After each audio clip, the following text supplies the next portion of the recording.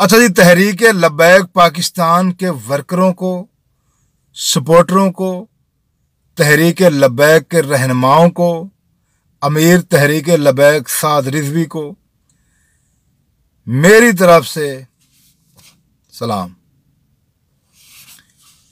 इस पार्टी के बारे में लोगों ने क्या क्या बकवासियात नहीं की। कभी इसको चाबी वाली पार्टी कहा गया, कभी नून लीग की बी टीम कहा गया, कभी एस्टेब्लिशमेंट की बी टीम कहा गया, लेकिन इस तहरीक लब्बैक पाकिस्तान ने वो कर दिखाया जो आज तक कोई माई का लाल ना कर सका। रियासत मदीना बनाने वाले भी आफिया सिद्दीकी का नाम अपनी जबान तक ना ला सके। जबान पर छाले पड़ जाते थे, ताले लग जाते थे आफिया सिद्दीकी का नाम लेते हुए।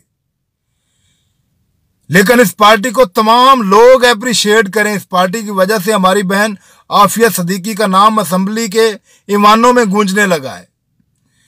ये ना देखें बात कौन कर रहा। आपको इख्तिलाफात हो सकते हैं, लेकिन बात किसकी हो रही है ये देखें, अप्रिशिएट करें और एक पैगाम दें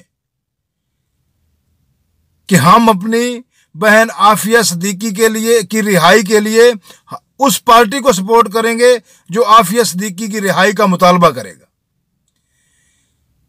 एक बेज़मीर लोगों, एक पैगाम तो दो गुलामों, ज़हनी गुलामों। एक शख्स के पुजारी बन गए हो तुम। जिस साद रिजवी पर आप लोग भौंक रहे थे, उस साद रिजवी ने वो काम कर दिखाया जो आपका पॉपुलर लीडर नहीं कर सका। तहबा का मामला जो है वो एक बहुत ही हमारे कौमी सतह पे जो है वो एक ऐसा इशू बना हुआ है कि हर पाकिस्तानी का जो है वो इस बारे में बहुत ही जज्बाती लगाव है।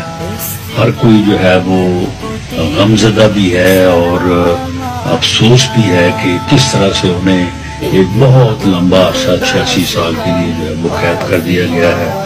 और पिछले दिनों जो उनकी बहन डॉक्टर फौजिया सिद्दीकी साहबा ने उनसे मुलाकात की है, न सिर्फ उन्होंने गलत सजा दी हुई है बल्कि उसको रखा किन हालात में है, तो उसके ऊपर भी ये इत्तेफाक राय हुआ है कि जो संजीदा कोशिशें पहले से हुकूमत जो है वो कर रही है उनमें और जो है वो बेहतरी लाई जाए और हुकूमत जो है वो इसके ऊपर जो है वो अपील या खत जो है वो भी लिखे और इस मामले को इस तरह से जो है वो पूरी दुनिया के सामने और खास तौर पे अमेरिकन हुकूमत के सामने जो है ये उठाया जाए।